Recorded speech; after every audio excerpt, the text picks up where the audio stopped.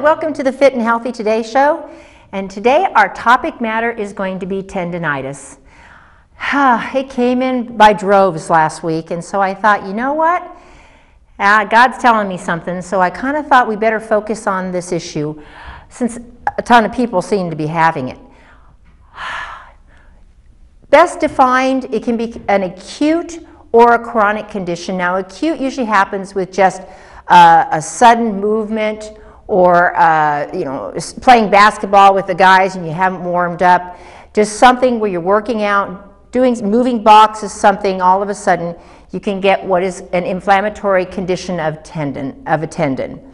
And the most common areas where it occurs is the Achilles, which is the back of the ankle, the biceps, the front of the shoulder and arm, oh man, we're going to love it, the thumb portion. I'm not even going to get into the technical terms of that, but there's a tendon and ligaments that run along the thumb. The upper patella, which is the knee, okay, up above here. We'll get it all around here. We got a series of tendons and ligaments around there. Your posterior tibial, which is inside of your foot, which we oftentimes call plantar fasciitis. And then your rotator cuff, which is in your shoulder.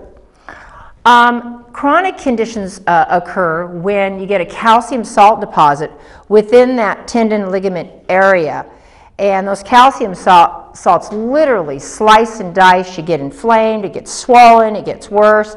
It just doesn't seem to go away, and it can be actually very, very painful, particularly if you're on your feet and you got plantar fasciitis or you're doing anything with your shoulders whatsoever. And since it does tend to occur in areas where you move a lot, because your tendons and ligaments are where you move a lot, you're going to feel pain whenever you move those particular areas.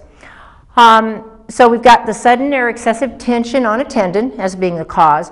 Repeated traumas. So we'll get ball players who are throwing the balls, and if they don't have the correct form particularly, or they don't snap it right, or they're snapping their shoulder, or with the knees, if you're hiking, you twist it, you turn it just wrong. Or if you're like my UPS driver, you're in and out of the truck all day long and you're stomping down on that area and it's not properly warmed up or stressed, or chronic trauma all the time to that particular area, and you'll get plantar fasciitis on the foot. There can also be, obviously, because you're born with it. How's that? Grooves in which the tendons are just more readily susceptible to tendonitis. It's just how your tendons and ligaments and your bones are connected up to each other. It'll tend to cause inflammation. And that's why you'll see oftentimes heredity-wise that families will have the same kind of conditions with their knees or that type of thing. They have a propensity towards tendonitis or those types of things because their anatomical parts of their body are just more prone. When we're talking about tendonitis, we're usually talking about an initial injury of a strain. And I see more improper treatments of strain, and I was a professional trainer for a lot of years, and I got to tell you, I wouldn't see the proper procedure. So I thought, for the sake of the coaches and for people out there who have an injury, that I probably should go through this so that you have some idea how you should treat, particularly when you just have an acute. That way we can keep it from becoming a chronic. So here we go. You got to rest the area, and I see more times coaches putting their players back out again when they've got acute strains. You got to rest it, okay? You don't put them back out on the field, especially when they're young, and then we're going to end up with a chronic issue that's going to follow them when they get to be in my age category. If you're an athlete, you want to remain an athlete, you need to rest it. You got to ice the area of pain to decrease the swelling for 30 minutes, and you put it on there not too tight. I've seen people snug it on and it cuts off the circulation.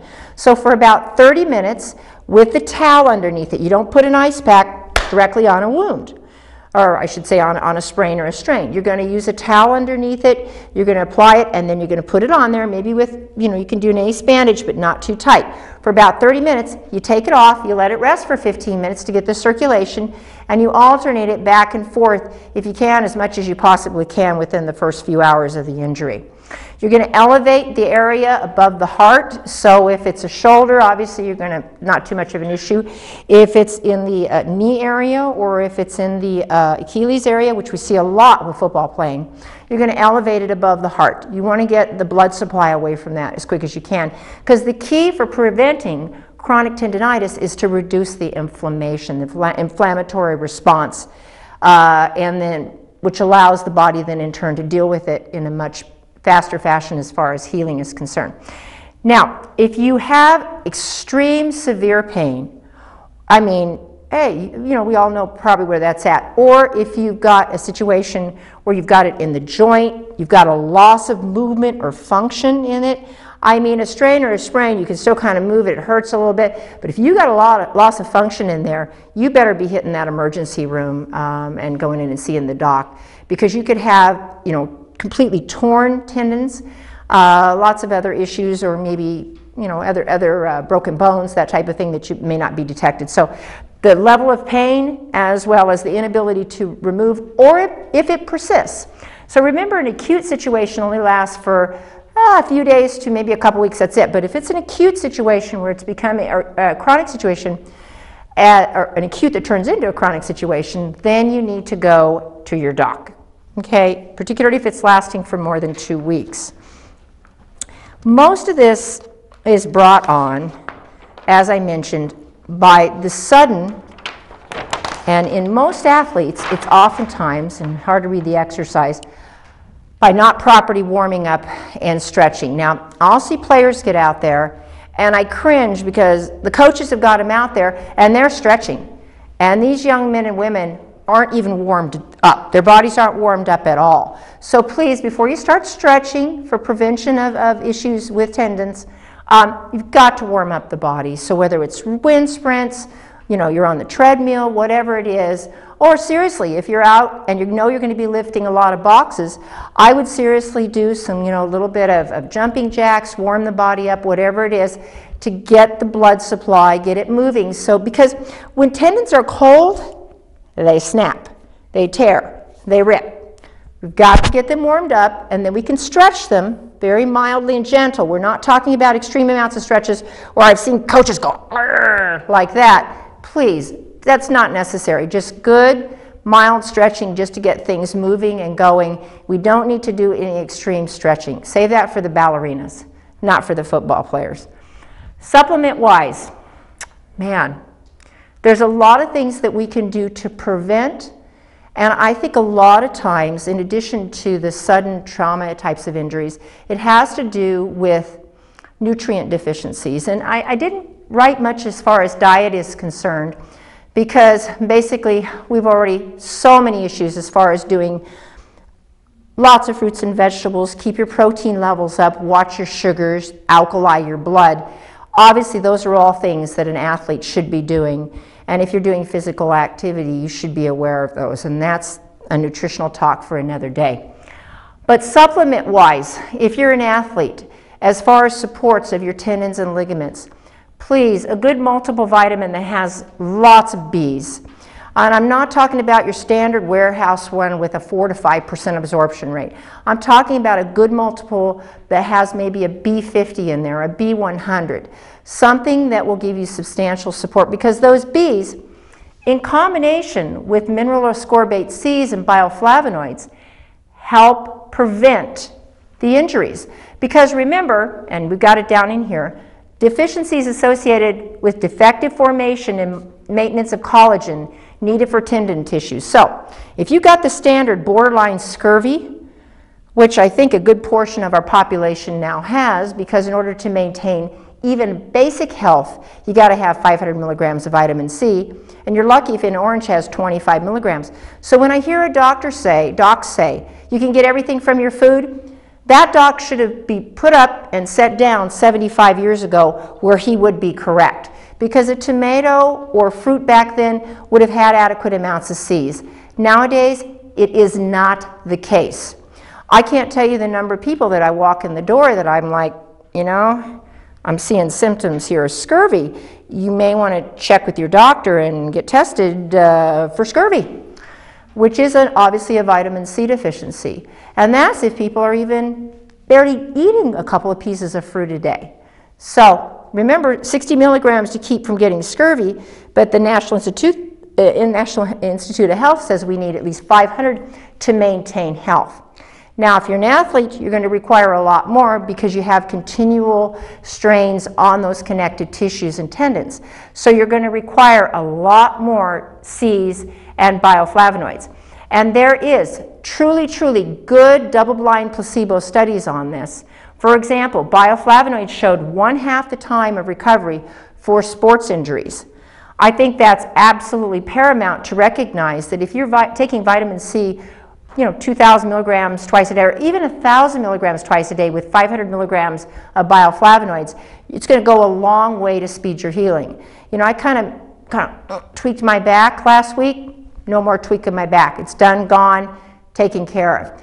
It goes away fast, I heal quicker.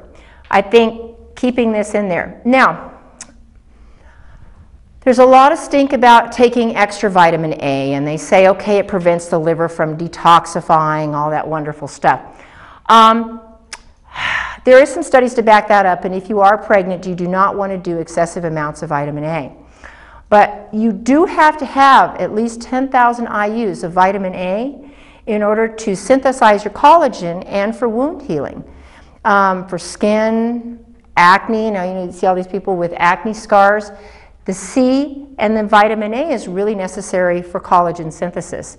So, and if you feel uncomfortable about that, we can throw in the natural beta carotene as long as you're not a Northern European, extremely white person, because under those circumstances, you're not going to convert beta carotene really readily because the genetics from that were primarily from fish and fish oils, where regular vitamin A is usually synthesized from. So, vitamin A, and most good multiples do have some vitamin A in there, so look for those that tend to have about 7,500 to 10,000 IUs. There was a lot of good studies on B12, most of them on injectables or sublinguals, that it literally slowed calcium deposits from forming. Remember how I told you that in a chronic issue, those calcium crystals would form in the tendons and just kind of freeze it up, hence the frozen shoulder syndromes? Well, what we now know too is inadequate amounts of B12 can really contribute to that formation. So if we get B12 in there, keep the levels like in a good multiple vitamin or even adding extra when you are injured, that can help prevent the calcium from forming and get it to reabsorb back into the body. B6. I worked with pro athletes, a few back in Phoenix, and I have to say that this was probably, the fitness trainers recommend always good levels of B6. And before we had a whole lot of choices, this was a while back, they would just take 100 milligrams multiple times a day, but there are some out there now that are like a 500 milligram sustained release. You got to take one a day. That really speeds the healing of chronic tendonitis. And I'll tell you, you can just ask my UPS driver as far as plantar fasciitis, absolutely reduced and sped up the healing. Now, there's something I don't have on here that I put usually right after here, and it's called MSM, and I just brained it out. MSM is a sulfur compound that contributes and aids and abets to vitamin C and sulfur uptake into the tissues to help with the collagen matrix. And usually we're finding between 2,000 to 3,000 milligrams of MSM per day, twice a day, excuse me. So that's 4,000 to 6,000 milligrams a day, really can speed up. And there are some UCLA studies that are underway. One of my customers participated in this for shoulder post-op when they would do shoulder surgeries, and it's phenomenally aiding and abetting the healing and recovery from these shoulder surgeries, which can take 6 months to heal from when you have a rotator cuff injury. Quercetin.